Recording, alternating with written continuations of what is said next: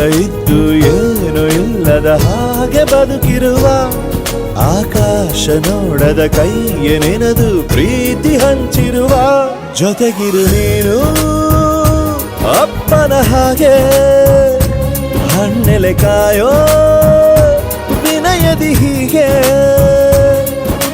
ನಿನ್ನನು ಪಡೆದ ನಾವು ಪುನೀತ ಬಾಳು ನಗು ನಗುತ್ತಾ ಬೊಂಬೆ ಹೇಳುತ್ತೈತೆ ಮತ್ತೆ ಹೇಳುತ್ತೈತೆ ನೀನೇ ರಾಜಕುಮಾರ.